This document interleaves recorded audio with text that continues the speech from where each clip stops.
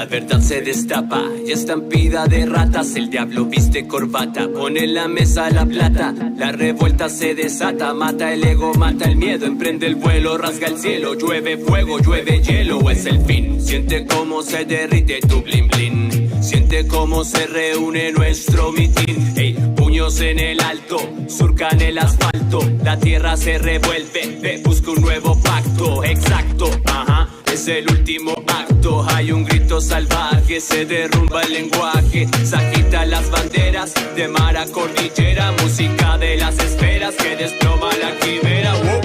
Carnaval, calavera, carnaval, calavera, carnaval, calavera, carnaval, calavera, carnaval, calavera, carnaval, carnaval.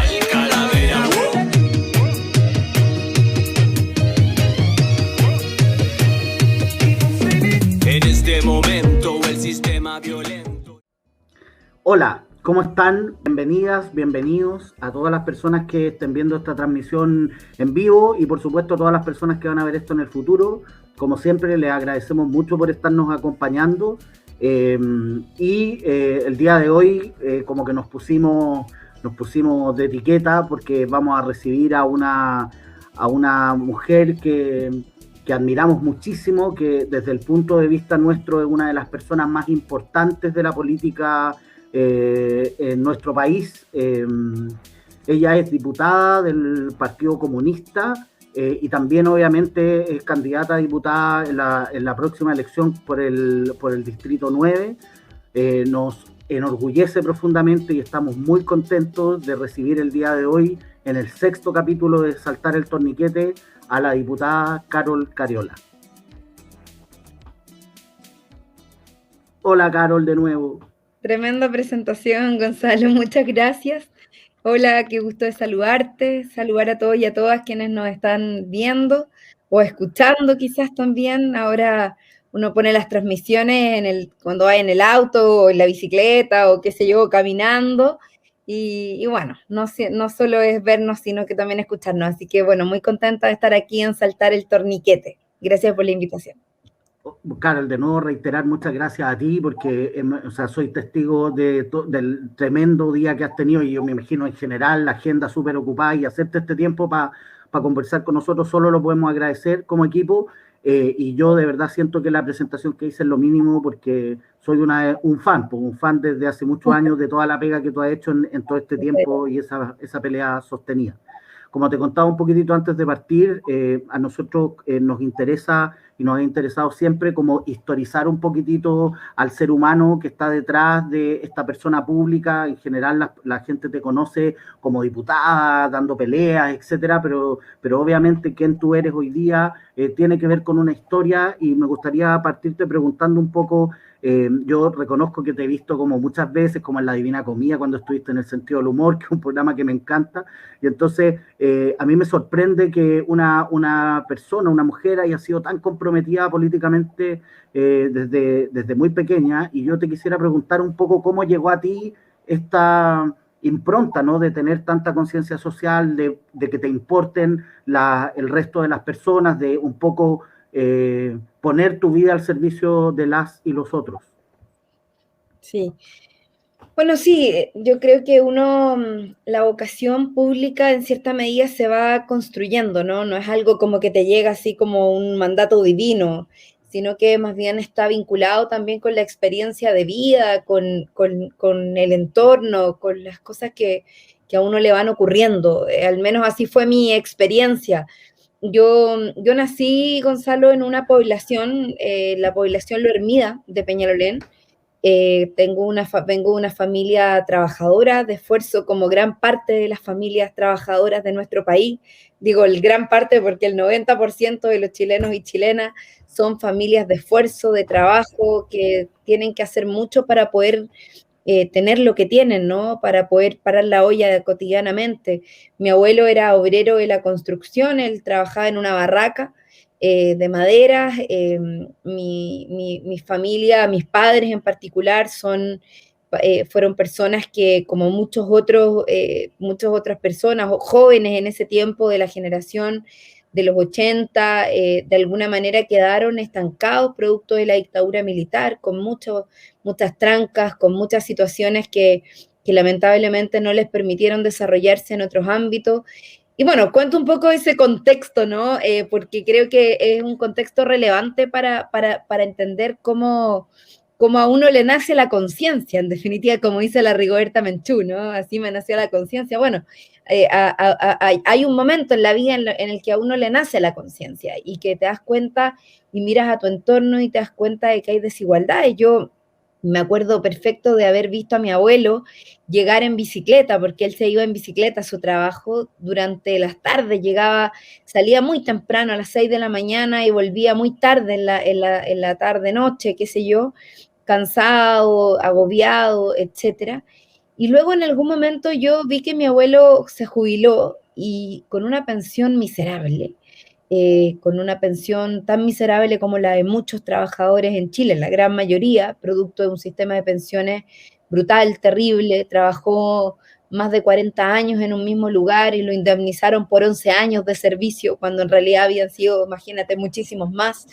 En fin, de alguna manera vi esa realidad de cerca y bueno, me cuestioné cosas respecto de por qué los trabajadores en Chile se sacan la mugre trabajando, por qué pedalean kilómetros y kilómetros para llegar a su trabajo, por qué trabajan más de muchos años y sin embargo solo le indemnizan 11, por qué cotizan durante tantos años y tienen pensiones de pobreza.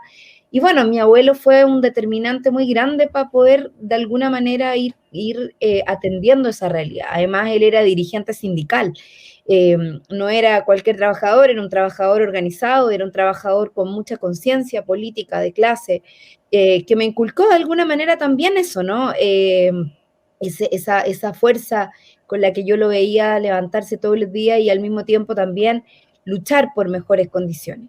Entonces, bueno, eso así fue un poco, ¿no? Yo no vengo de una familia militante, de todas maneras, si bien mi abuelo, te contaba yo, era sindicalista, trabajador, obrero de una barraca de madera, no era militante de ningún partido, tampoco mis padres. Yo fui la primera militante de mi familia en ingresar al Partido Comunista, pero de alguna manera fue por esto, ¿no? Porque de a poco me fui dando cuenta en la medida que fui creciendo de que habían cosas que no me calzaban, que la desigualdad, que las injusticias, lo que ya comentaba anteriormente de la situación de los trabajadores y trabajadoras en Chile.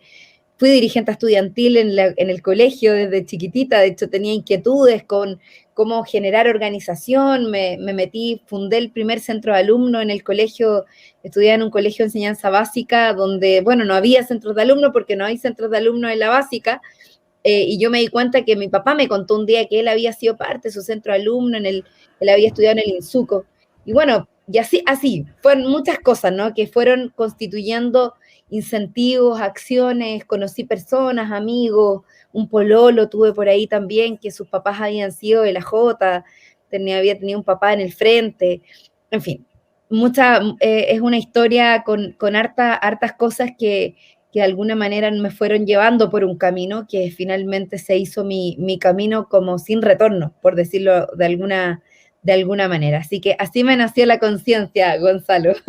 Ese podría ser el primer título de este programa.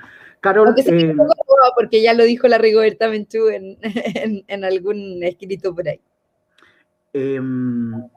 A mí lo que me emociona, lo que me sorprende, lo que me genera admiración, es que yo creo que para muchas personas como para mí y muchas compañeras y compañeros, tú eres como una rockstar, una persona como que admiramos, que ha estado ahí en la primera línea de la pelea y todo, pero yo estoy seguro o me puedo imaginar que haber consagrado tu vida a luchar por otras y por otros y a la política también ha tenido costos personales, ha sido difícil, tú lograste titularte como matrona siendo plenamente dirigente estudiantil. Entonces yo te quisiera pedir que nos cuentes un poquitito, y también porque me interesa que esto quede registrado para las generaciones futuras, el momento del 2011. Sé que me estoy saltando un pedazo largo, pero ese momento del 2011, siempre tú lo vas a contar desde una perspectiva política inevitablemente, pero también quizás desde lo humano. ¿Qué significó para ti que venías siendo dirigente, que ya entiendo eras parte del comité central del partido y todo, pero es pasar a la primera línea, es empezar a aparecer en la tele, es empezar a hacerte famosa, y eso debe generar admiración, pero también mala onda, odios, cosas de ese tipo. Entonces, ¿cómo viviste tú humanamente el momento del 2011? ¿Qué significó para ti? Sí, fue un momento muy intenso. Además, para mí fue un proceso de transición, Gonzalo. Yo venía saliendo de la universidad el 2011. Yo me titulé a principios del 2011, ¿no? Entonces me tocó vivir como todo el proceso previo, todo lo que significó el 2009 y el 2010. Yo fui presidenta de la Federación de Estudiantes de la UDECONCE, como fui la primera mujer presidenta de esa Federación de Estudiantes. Me tocó convivir además con un Confet súper masculinizado, una realidad súper compleja del movimiento estudiantil también durante los años previos. Entonces, fueron hartos años de harta lucha, ¿no?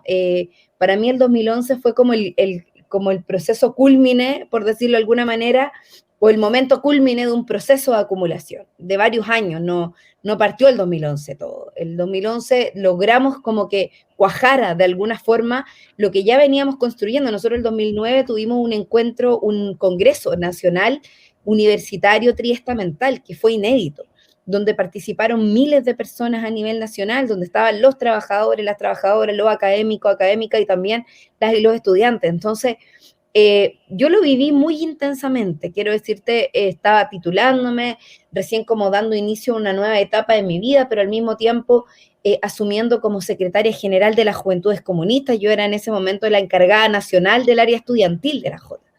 Ese era mi cargo, ¿no? Mi rol dentro de la Juventud Comunista. Y bueno, gran parte de los dirigentes estudiantiles del 2011 eran de las Juventudes Comunistas. Estaba Camilo Ballesteros en la USACH, estaba Cristian Andrade en la Universidad del Paraíso, Camila Donato en la Universidad Metropolitana, en la UNCE, estaba Camila Vallejo en la Chile, y así, bueno, muchos otros dirigentes y dirigentas.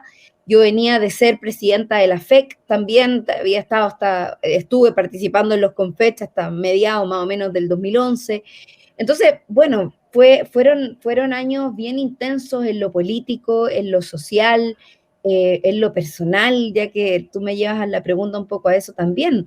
Uno deja mucho, ¿no? Cuando tú estás en una lucha donde además te sentís como que estáis haciendo la revolución. Nosotros de verdad pensábamos en ese momento que estábamos haciendo la revolución, porque era todo tan grande, era un momento tan importante del movimiento estudiantil, del rol habían sido años de lucha además previamente, no es como algo que surgió de un momento para otro, sino que, como te contaba recién, habían sido ya años previos de trabajo.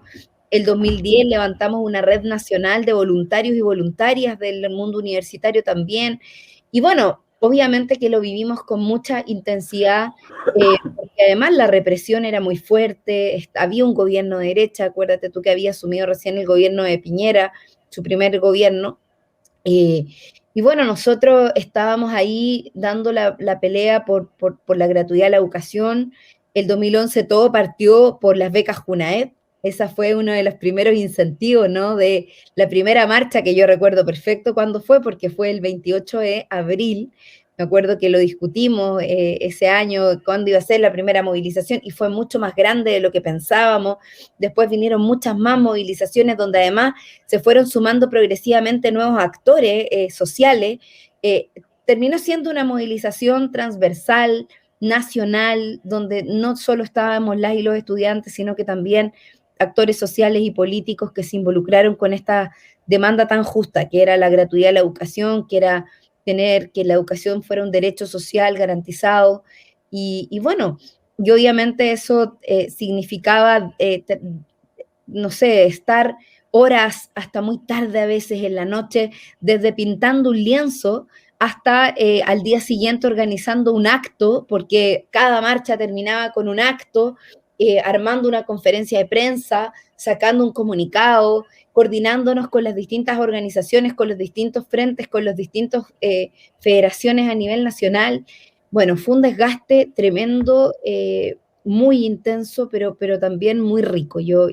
Recuerdo ese momento como uno de los momentos quizás más intensos de mi vida política, si lo quieres ver así. No, no es el único, ¿no? Pero sin duda fue un momento de mucha, mucha intensidad emocional, física también, dormíamos poco, pero bueno, lo dimos todo, como se dice, ¿no? Y como te decía recién, nosotros creíamos que de alguna manera estábamos haciendo la revolución, y en cierta medida sí fue así, ¿no? Porque yo tengo la impresión y la convicción realmente de que el 2011, si bien no logramos todo lo que queríamos, sí logramos mover la barrera de lo posible y generar un cambio cultural en Chile que hace muchos años no ocurría, que era poder decir que en la mesa de los chilenos y chilenas se discutiera de algo tan relevante como era el derecho a la educación y de por qué en Chile había tanta injusticia respecto del acceso a la educación superior, de respecto del pago de los aranceles, etcétera, etcétera.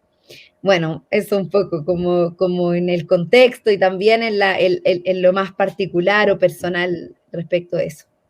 Súper. Yo, Carol, así como eh, eh, un pequeño reconocimiento, porque claro, hoy día hay una cierta como sensación en el ambiente, yo creo que muy provocado también por ciertos medios de comunicación tradicionales, de esto de la antipolítica, de los antipartidos y esta idea poco menos que los políticos están en esto como para forrarse, y yo estoy seguro que eso no es así. Estoy seguro que para ti la vida ha sido una lucha y eso es una cuestión que requiere un reconocimiento, porque además todo lo que tú has conseguido o has sido parte de un colectivo que ha conseguido cosas no son para ti, son para todas y todo. Entonces, yo no me queda más que hacer ese reconocimiento, esa admiración. Y te quiero llevar a un momento que yo me imagino, esto es un prejuicio, sácame de ahí si estoy equivocado, debe haber sido para ti a lo menos un momento de reflexión, porque tú me estás contando que esto tenía que ver con hacer lienzos, con marchar, con armar estos cierres de las actividades, y de repente surge la posibilidad de pasar a ser, por decirlo de alguna manera, político profesional, de entrar a la institucionalidad, de ser diputada. Claro. Y yo supongo que eso tiene que generar en ti al menos una reflexión. Sí, en la clave que yo no comparto, pero pongo el prejuicio sobre la mesa, de pasar de la lucha de la calle a la lucha en el Parlamento, ¿no? O sea, sabemos que hay una discusión, sobre todo hoy día con esta lógica de los independientes, etcétera. ¿Cómo fue para ti ese momento de, en el fondo, tomar la decisión de voy a dar la pelea directamente institucional? Sí, bueno, fue una reflexión colectiva realmente. Nosotros lo conversamos con otros compañeros y compañeras que habían sido tan protagonistas como yo de este proceso, con los cuales habíamos estado esas mismas noches, esos mismos días enteros, esas mismas jornadas de debate, de discusión. Yo ya era secretaria general de las Juventudes Comunistas de Chile. Tú sabes que en la historia de nuestro país solo ha habido 2 mujeres secretarias generales de las Juventudes Comunistas de Chile. La primera fue Gladys Marín y la segunda fui yo. Hoy día ya hay una tercera, que es la presidenta, porque antes el cargo máximo de la Juventud Comunista era la Secretaría General. Hoy día tenemos presidenta nacional y es Daniela Serrano. Pero bueno, éramos nosotras dos con Gladys. Yo tenía un poco la responsabilidad también sobre mis hombros, ¿no? De llevar a la Juventud Comunista a jugar un rol en la política nacional, a ser incidente, a que este rol de la juventud estudiantil, de la lucha popular que habíamos dado, que el 2011 fue tan relevante, también se encarnara en luchas políticas de transformación estructural, porque a nosotros nos tocó enfrentarnos, Gonzalo, con la institucionalidad muchas veces, y chocamos con la institucionalidad. Las puertas del Parlamento la tocamos miles de veces. Y muchas veces nos encontramos con parlamentarios que nos decían: lo que ustedes están pidiendo es imposible. Tener gratuidad en Chile no es posible. Nunca ha habido. Lo cual era mentira. Además, nosotros sabíamos perfectamente que muchos de esos que nos decían que no era posible habían estudiado gratis en otros tiempos de la historia de nuestro país, ¿no? O en colegios emblemáticos que se habían salido del Instituto Nacional, etc. Entonces, bueno, nosotros realmente dimos, cuando tomamos la decisión colectiva desde las Juventudes Comunistas de ir a la representación parlamentaria, de buscar un escaño parlamentario para poder llevar las luchas de la calle al Parlamento, lo hicimos en mucha conciencia.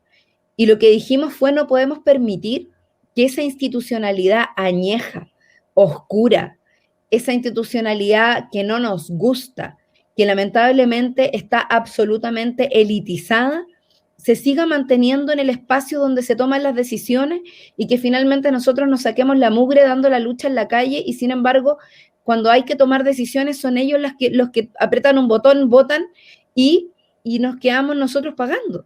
Porque esa fue la sensación que tuvimos durante mucho tiempo, que luchábamos, que salíamos a la calle, que marchábamos y que los parlamentarios nos decían que tener gratuidad en la educación era imposible. Entonces, finalmente, la decisión un poco de pasar de la galería a la cancha, que fue como nosotros lo dijimos en ese momento, de decir, nosotros no vamos a dejar que sean otras personas las que tomen las decisiones por nosotros mismos o nosotras mismas. Creemos que hay que estar ahí, que si queremos que las cosas cambien, tenemos que tomarnos los espacios de poder y transformarlos desde adentro. Ese fue nuestro desafío, al menos así fue como lo miramos, y esa fue la razón por la que al menos desde las Juventudes Comunistas tomamos la decisión de proponer 3 candidaturas parlamentarias. Una era la de Camilo Ballestero, una fue la de Camila Vallejo y la otra la mía, como secretaria general de las Juventudes Comunistas. Los 3 veníamos de la dirigencia estudiantil, pero además tenía este otro rol, digamos, que yo te comento, que me tocó asumir en ese momento. Y bueno, y así lo hicimos y fuimos electos. Camilo al final se bajó por otras razones, pero Camila y yo hicimos el camino completo y incluso a mí me tocó ir a una primaria, no fue fácil, yo no tuve un distrito así calado donde iba a competir y a ganar o que estaba resuelto, ¿no?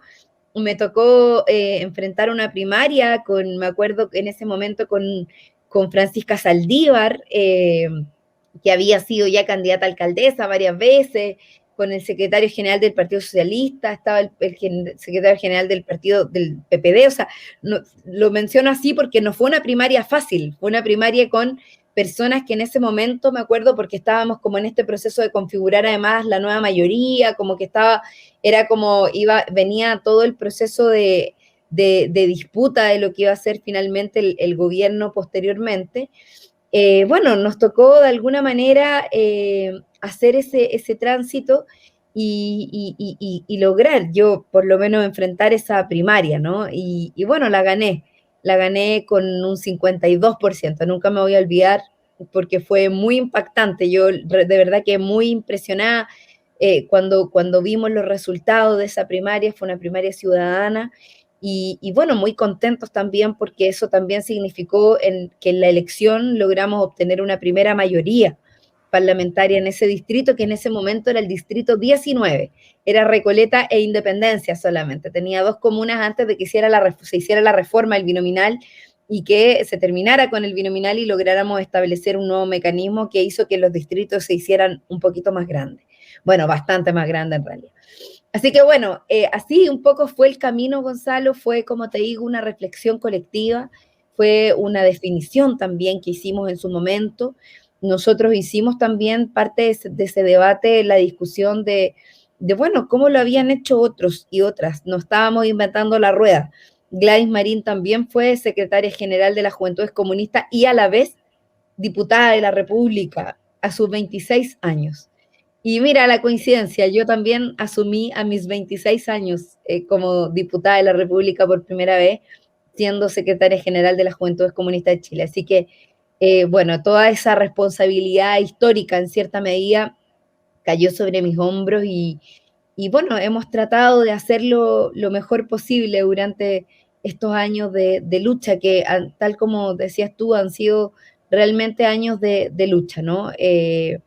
Y años de trabajo arduo porque la institucionalidad política en Chile tiene mucho arraigo de lo que la dictadura dejó y lamentablemente cuesta llevar adelante transformaciones, empujar cambios, si no es con la fuerza movilizadora del pueblo, hacer cambios en Chile para mí por lo menos no es posible. Carol, tú eres comunista en todos los sentidos de la palabra, es decir, desde una cuestión como cuando me respondiste inmediatamente, esa fue una decisión colectiva y yo te creo y les creo a las y los comunistas que que en el fondo de algún modo ponen su identidad, su yoíto personal un poco al servicio de las decisiones colectivas y todo. Por un lado eso, ¿no? Y por otro lado esto de mencionar e inscribirte sin duda en la tradición del PC.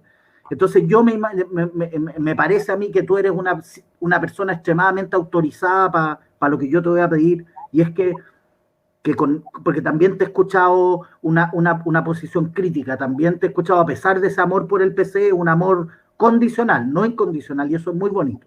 Entonces, consciente, un amor consciente.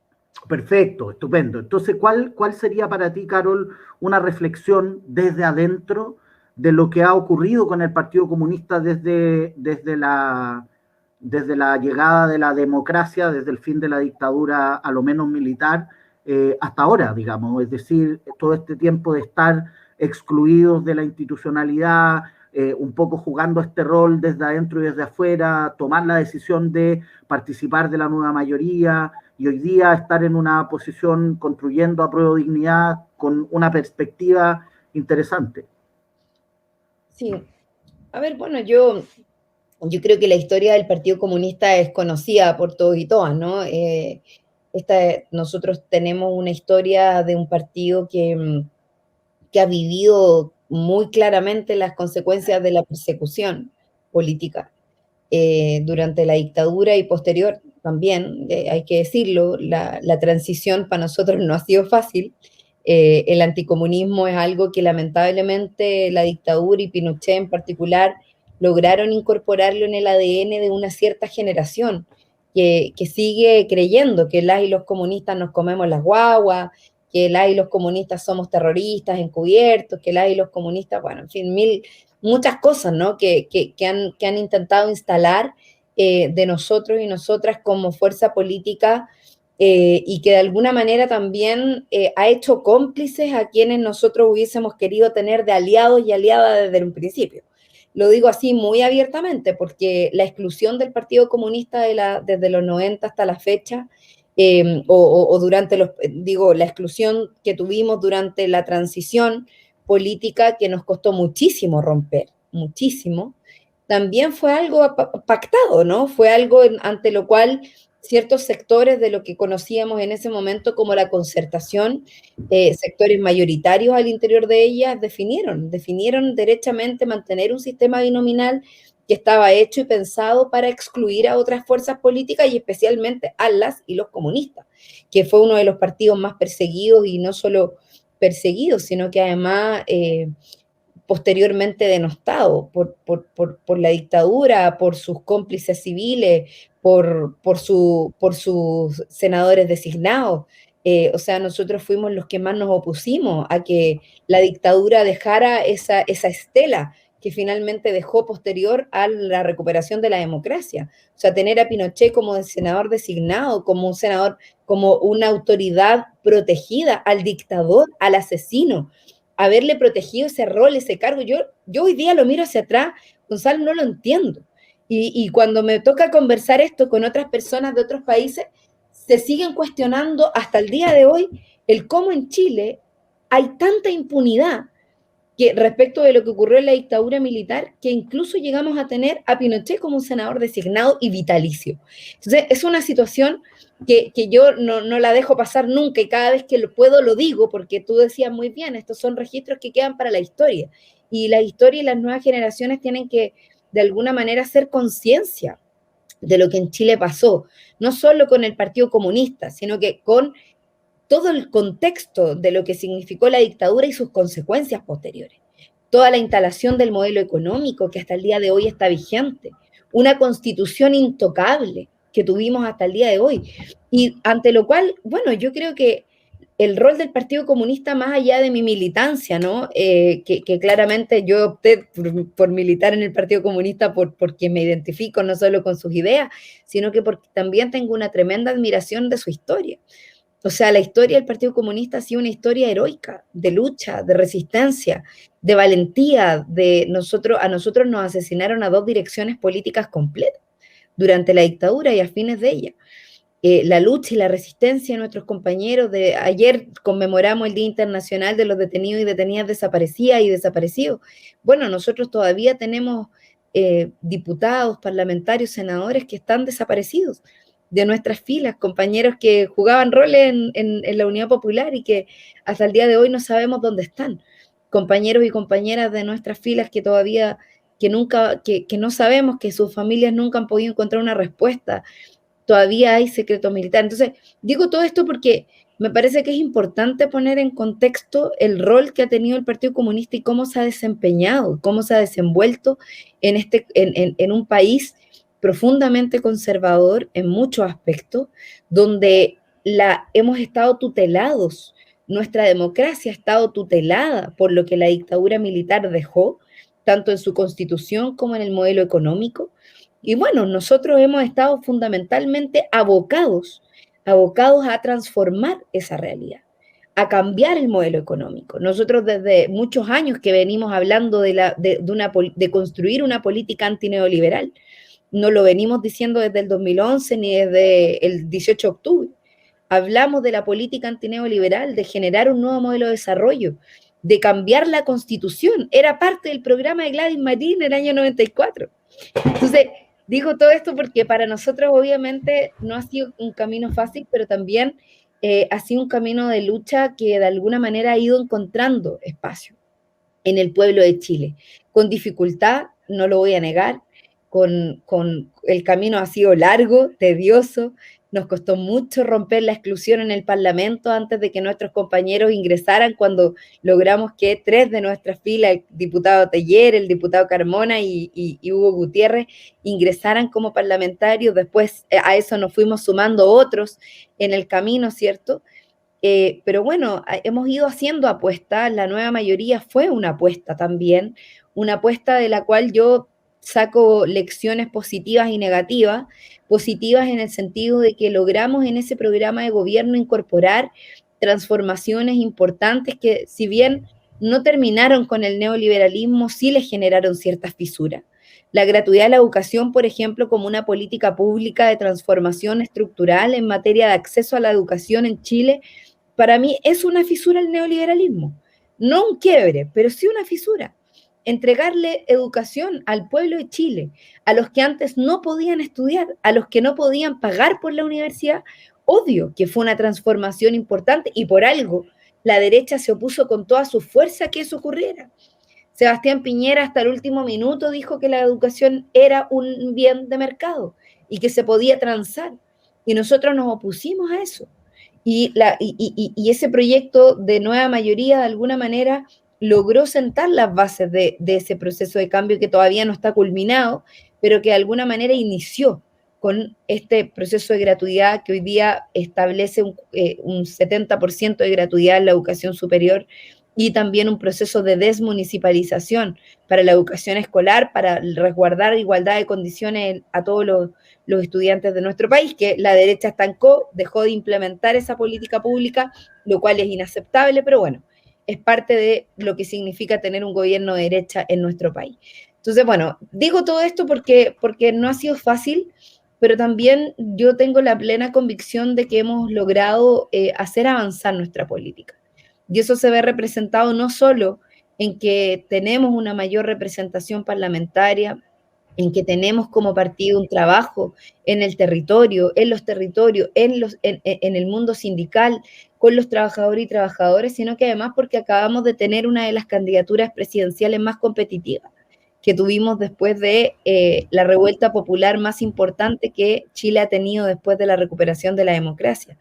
Y hago esa mención porque claramente, si bien no logramos ganar la primaria presidencial, nuestra candidatura presidencial generó grandes expectativas y rompimos paradigmas que se habían instalado en Chile, como por ejemplo que las y los comunistas nunca íbamos a poder volver a gobernar Chile.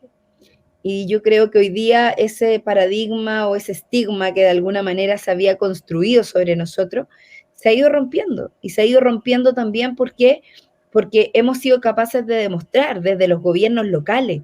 Hoy día hay una alcaldesa en la comuna de Santiago, una joven mujer, inteligente, comunista, feminista, que gobierna la comuna de Santiago. ¿Y quién se lo esperaba hace 10 años atrás? Probablemente era algo impensado, pero hoy día es una realidad. Hoy tenemos parlamentarios, una bancada de 9 diputados y diputadas en el Parlamento. Tuvimos una candidatura presidencial competitiva y seguramente las vamos a seguir teniendo de aquí para adelante.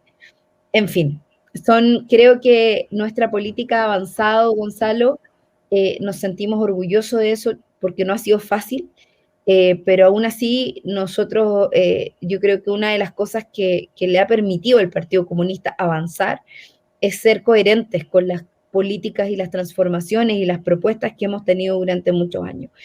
Si tú me preguntas, bueno, ¿y cuál es nuestra autocrítica? Bueno, muchas, miles, probablemente muchas más de lo que he dicho en relación a lo positivo. Yo solo he sumado lo positivo, poniendo en la balanza, ¿no? Creemos que hemos avanzado. Ahora, de que hemos cometido errores, por supuesto que los hemos cometido. Y vamos a seguirlos cometiendo. Y como partido tenemos mucho, mucho por hacer. Hay muchas cosas que cambiar. Yo personalmente soy una activa militante del feminismo, por ejemplo, y creo que todas las instituciones en Chile requieren de generar transformaciones culturales profundas para ponerse a tono con, no solo con los tiempos, sino que también con la mirada que el feminismo le ha entregado a Chile y al mundo respecto de construir sociedades más democráticas. Y en eso ningún partido queda exento de aquello, ni siquiera el nuestro. Carol, tenemos un problema y por favor no sientas que te estoy presionando nada, solo quiero transparentarlo. Y es que yo con la compañera que hablé para poder entrevistarte me dijo, por favor, hasta las 9:30 nomás. Y estamos súper entretenidos y hay hartas cosas más que te quiero preguntar y son las 9:21. Entonces, si tenemos hasta las 9:30, Filo, te haré un par de preguntas más, ojalá, pero dime tú cuánto ratito más podía estar para ver qué cosas te alcanzo a preguntar. Sí, no, yo feliz de que podamos estar un ratito más. Todavía tengo un poquito más de tiempo. Ya, Carol, te pasaste. Muchas gracias. Yo me incorporé 10 minutos más tarde, así que tomémonos esos 10 minutos o 15 minutos más para que podamos conversar y yo luego tengo otro compromiso, por eso es que Valesca había dicho hasta las 10:30, pero todavía tenemos un poco más de tiempo, así que sigamos con Además, yo hablo mucho, Gonzalo, así que tú tienes que pararme porque si no, yo puedo hacer una reflexión larguísima de las cosas que están ocurriendo, ¿no? Es que precisamente de eso se trata, pues queremos darte este espacio para que podamos conversar las cosas con profundidad. Yo te quiero hacer una pregunta. La relación entre el Frente Amplio y el PC ha sido tensa o digamos, ha habido tensiones. No sé si ha sido tensa, si es su característica, pero al menos ha habido tensión. Ha habido momentos más buenos y otros no tan buenos. Y por otra parte hay un componente en esa relación entre el Frente Amplio y el PC, y es que ustedes, Camila, tú, se formaron en la lucha con Giorgio, con Gabriel Boric, con Gonzalo Vinterito. Entonces, hoy día esa relación entre el Frente Amplio y el PC se ha consagrado en una cuestión muy concreta que es Apruebo Dignidad y que tiene no pocas posibilidades de ser el próximo gobierno en este país. Yo te quiero preguntar dos cosas. Por una parte, ¿cómo ves tú a Apruebo Dignidad? Y por otra parte, te voy a poner una pregunta bien dura, pero me parece que es importante para la gente que mira esto. ¿Por qué Apruebo Dignidad es distinto de una coalición como la Concertación? ¿Por qué no es una Concertación 2.0, la renovación de la Concertación, etcétera? A ver, bueno, varias cosas realmente. Nosotros, más que declarar una relación tensa, hemos tenido proyectos políticos que si bien convergen en aspectos programáticos y tenemos miradas comunes, en algún momento el Frente Amplio tomó un camino distinto, ¿no? Al que teníamos nosotros. Yo pienso que en política eso es algo súper natural y valioso también, que las fuerzas políticas hagan su propio recorrido, el Frente Amplio y sus respectivos partidos, que son varios, que son fuerzas políticas muy nuevas, muchas de ellas que tienen pocos años de trabajo, de desarrollo, que han experimentado una nueva etapa del quehacer político nacional, y claramente eso también genera diferencias respecto de los tiempos, respecto de cómo llevar adelante ciertas acciones, de cómo nosotros nos fuimos configurando. Pero lo interesante de eso, Gonzalo, es que que nos hemos ido encontrando cada vez más. Yo siempre pensé que era natural que el Frente Amplio y el PC en algún momento se encontraran, ¿no? En el camino de lucha, de construcción, porque tenemos muchas cosas en común. La entrada al Parlamento del Frente Amplio, que por lo demás fue muy posible precisamente por la lucha que dimos durante mucho tiempo de terminar con el binominal. O sea, si cuando nosotros decidimos terminar con el binominal a raíz de la exclusión que el Partido Comunista había venido viviendo durante muchos años, también tenía que ver con abrir espacio a que nuevas fuerzas políticas pudieran tener expresión y representación parlamentaria. Y bueno, quienes se beneficiaron de eso de alguna manera fue el Frente Amplio, y a nosotros nos pareció muy bien que eso fuera así, porque diversificó el Parlamento, porque oxigenó con nuevas fuerzas y porque además incorporó la representación de nuevos actores y actrices, nuevas mujeres, jóvenes, etcétera, de distintos ámbitos dentro del mundo de la centroizquierda. Lo cual también para nosotros significó tener que mirar de alguna manera, porque cuando nosotros entramos al Parlamento lo que había era la derecha y la concertación. Y el PC, que logra romper la exclusión a partir de acuerdos de omisión, ¿no? En ese momento con un sector de la concertación. Pero bueno, termina el binominal y esto se amplía y se abre un espectro gigante de nuevas fuerzas políticas, de nuevas expresiones, entre ellas el Frente Amplio. Por lo tanto, también a nosotros nos abrió una nueva perspectiva de mirar a otros actores, a otros aliados posibles, como era el Frente Amplio, para la construcción de una política de izquierda. Y en eso hemos estado durante todos estos años. Yo por lo menos creo que ha sido muy natural nuestro encuentro en esta configuración que hoy día conocemos como Apruebo Dignidad. Yo creo que es algo muy distinto a la exconcertación, a propósito de la analogía que tú haces, y muy distinto por una razón bien simple. La exconcertación tomó una decisión por varios años, 30 años, sin ir más lejos, que fue administrar el modelo económico que dejó la dictadura. Administrarlo y tratar de suavizarlo, maquillarlo un poquito por aquí y por allá, pero finalmente actuar y gobernar bajo las condiciones del modelo económico neoliberal y tratar de humanizarlo, como de alguna manera en algún momento se dijo por parte de algunos sectores. Y yo creo que ahí estuvo el gran error de estos años, que fue querer humanizar lo inhumanizable, porque el neoliberalismo y el capitalismo en esencia atentan contra el ser humano y contra sus capacidades y contra su desarrollo. Y yo creo que hoy día y una de las principales expresiones de eso es que son los niveles de desigualdad que hay en la distribución de los recursos. Pues la concertación probablemente muchos podrán reivindicar que tuvo un mérito y que fue disminuir la pobreza extrema a la que el país se enfrentó cuando vivimos la dictadura militar, sin duda. Sin embargo, lo que no logró resolver, porque nunca hubo disposición a resolver, fue terminar con la desigualdad extrema a la que Chile se estaba enfrentando y se sigue enfrentando.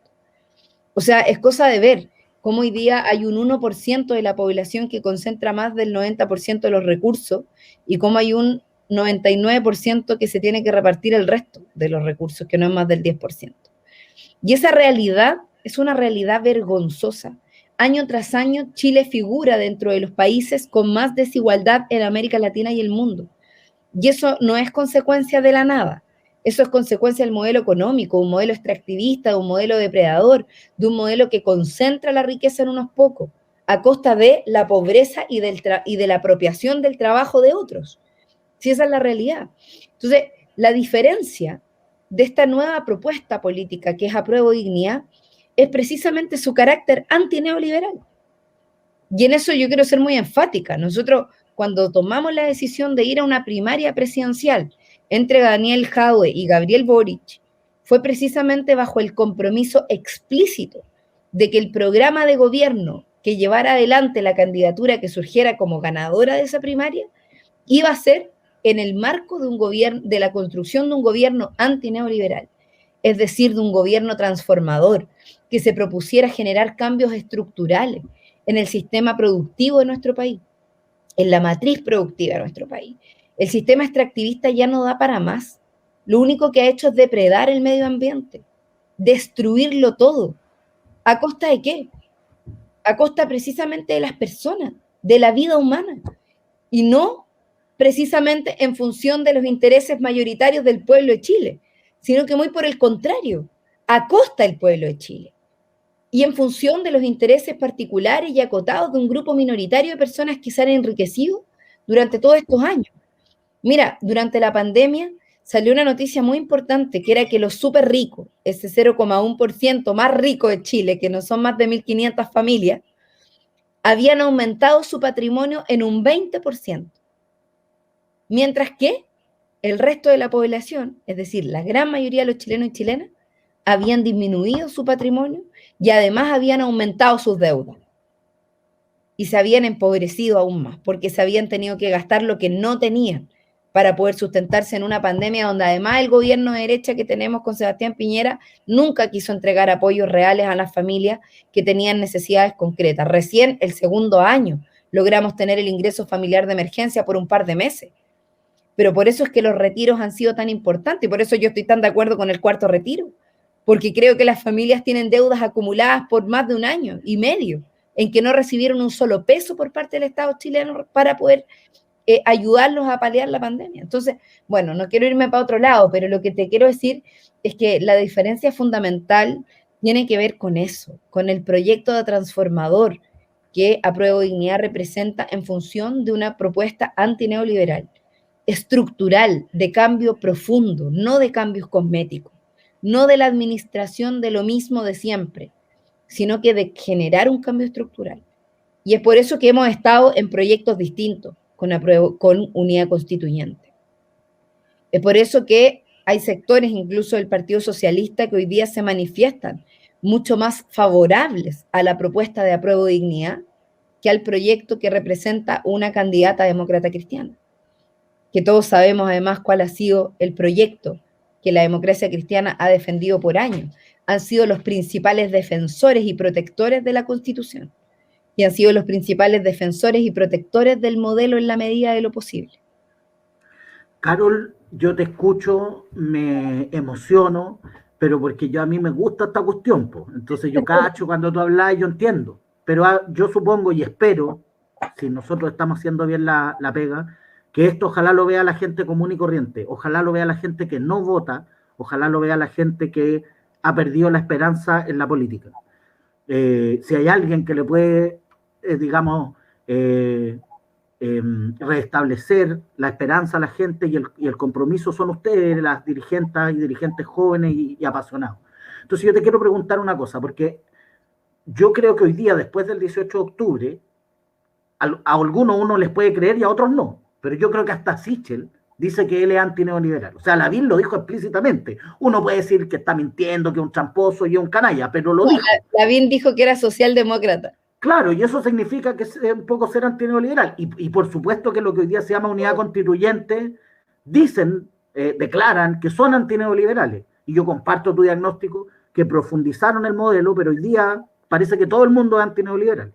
Entonces lo que yo te quiero pedir, porque yo a ti te creo, y sé que eso es cierto, pero necesitamos, creo yo, diferenciarnos de eso. Entonces, si supongamos, vamos a hacer un ejercicio de futuro y también de esperanza.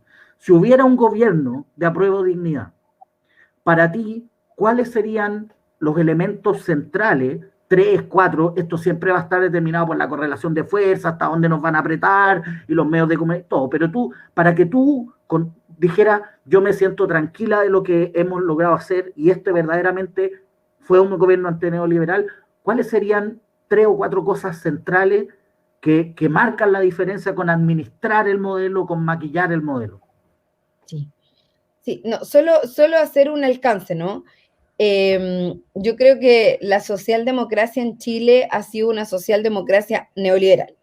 Y por eso que cuando Joaquín Lavín se declara socialdemócrata es porque lo hacen bajo ese marco de lo que han sido los 30 años de la concertación. Claro, él se identifica con eso porque evidentemente ha sido mantener la estructura y administrarla en un marco de comodidad de las élites que claramente no beneficia a la gran mayoría.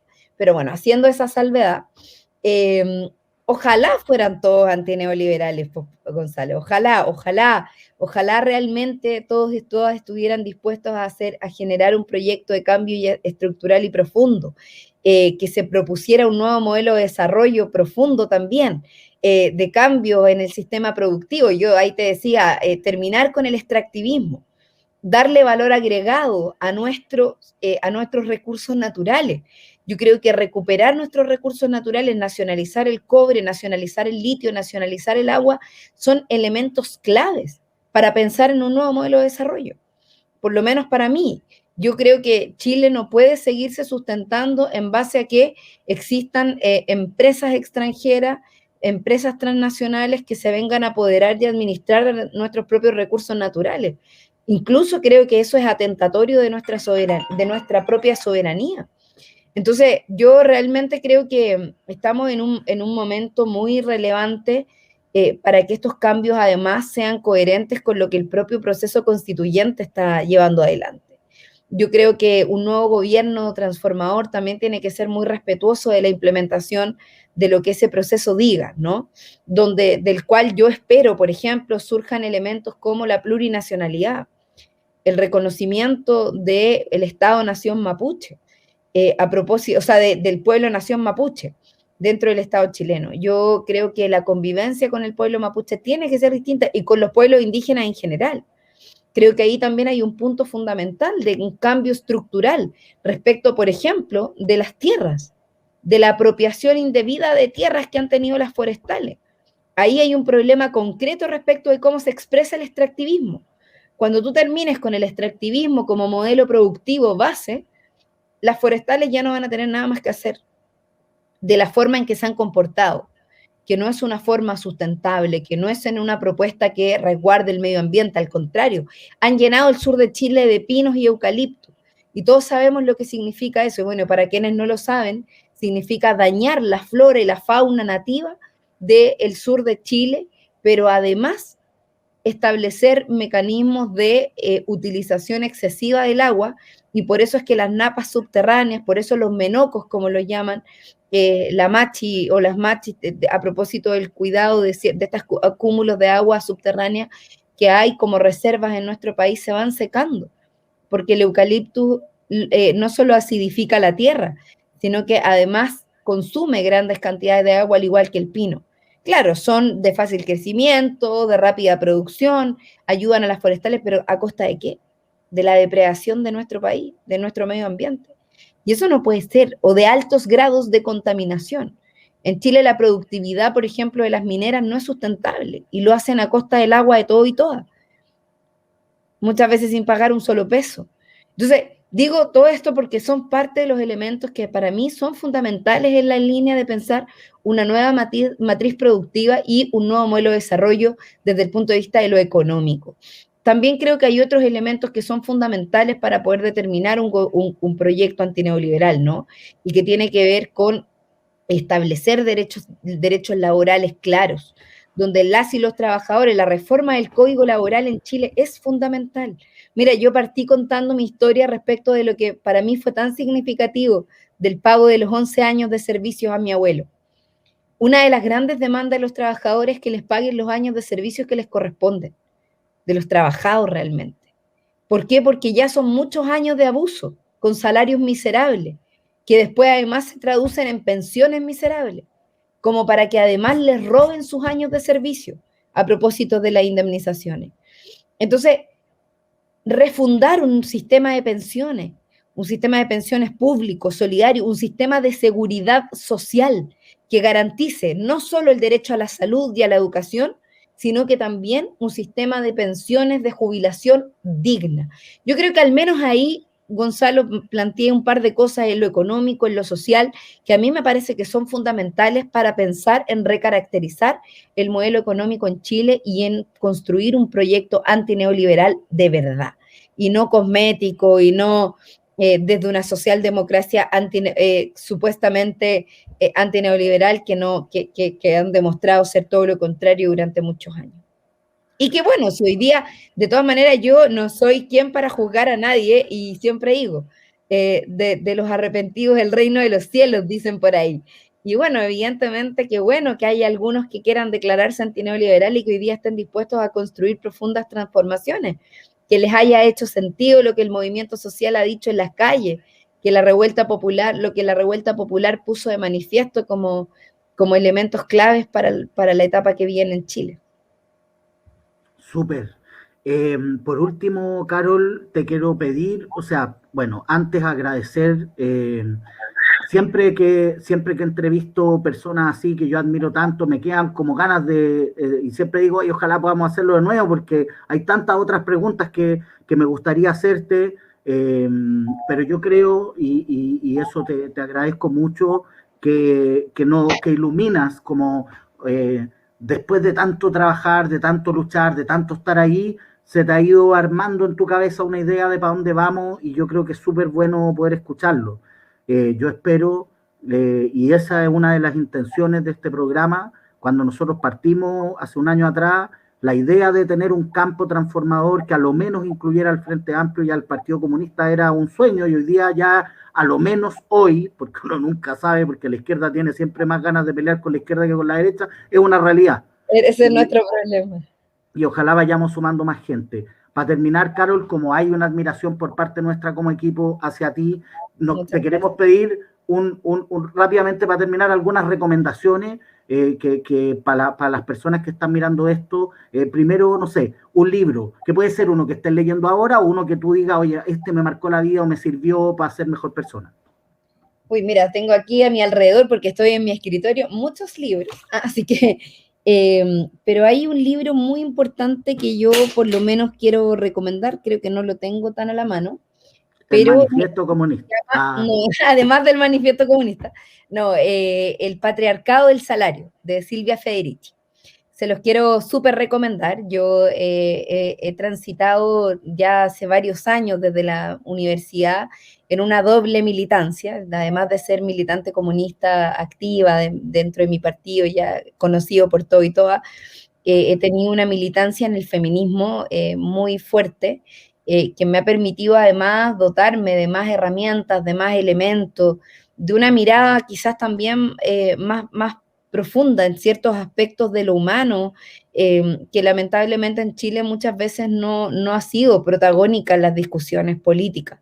Y que, bueno, desde el Mayo Feminista al menos, del cual yo me siento muy orgullosa, porque todos hablan del octubre, de la revuelta, pero nadie menciona el Mayo Feminista, que fue el 2019 también, se abrieron nuevos campos de acción política y de discusión. Y a mí me interesa mucho relevar el feminismo de clase, ¿no?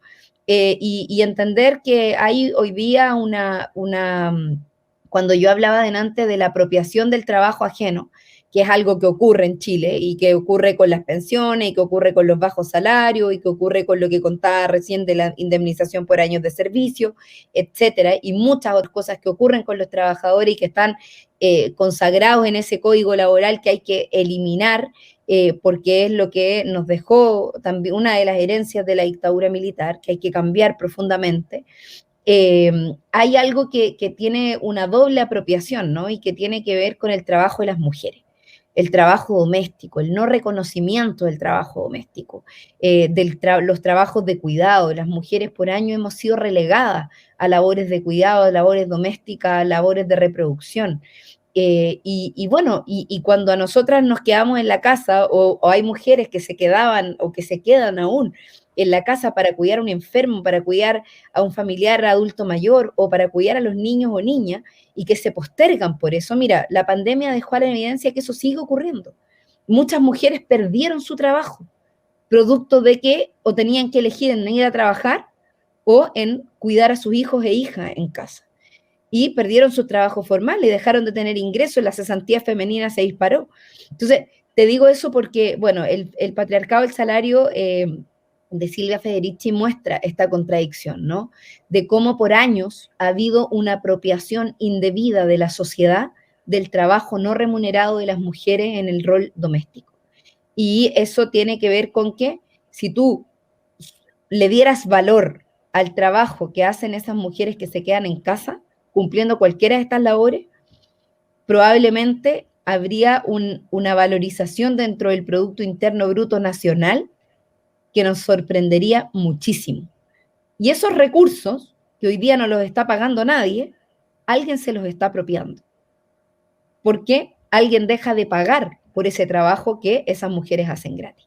Entonces, bueno, lo pongo ahí como una explicación muy general de lo que Silvia Federici de alguna manera plantea en esta propuesta, que me parece muy importante y que lo quiero recomendar a propósito de quienes tengan interés de entender el feminismo también desde otras perspectivas, porque la violencia de género no solo se expresa en un golpe, en violencia psicológica o en maltrato físico contra las mujeres, que es algo que siempre que estamos trabajando por erradicar, sino que la violencia de género y la discriminación patriarcal tiene muchas expresiones en muchos ámbitos e instancias, y bueno, y a mí me interesa mucho que eso también sea parte de lo que podamos abordar, y bueno, yo también estoy trabajando mucho por eso dentro del Parlamento en mi rol como diputada.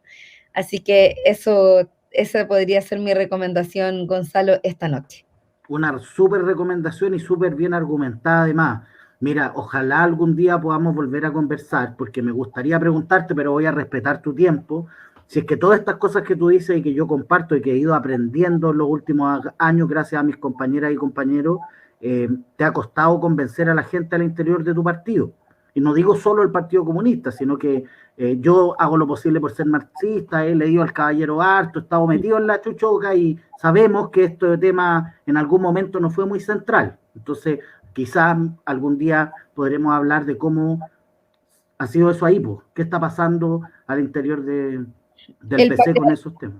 El patriarcado es una institución tan fuerte como el capitalismo, ¿no? Y se benefician entre sí, son funcionales. Y yo creo que no hay ninguna institución en Chile, además, que esté liberada de eso. Ninguna. Ni siquiera el partido más revolucionario que puede haber en nuestro país, que para mí es el Partido Comunista de Chile. Estamos todavía al debe en ese proceso y es un cambio cultural profundo al cual tenemos que poner mucho énfasis y mucho esfuerzo, porque para mí el feminismo es el futuro también. Así que estamos en eso, trabajando por generar cambios estructurales en nuestra forma, en nuestra cultura, en nuestras formas de relacionarnos, y por supuesto que yo por lo menos pretendo ser una fiel militante en eso también, ¿no? No solo en hacer la revolución, no puede ser sin las mujeres.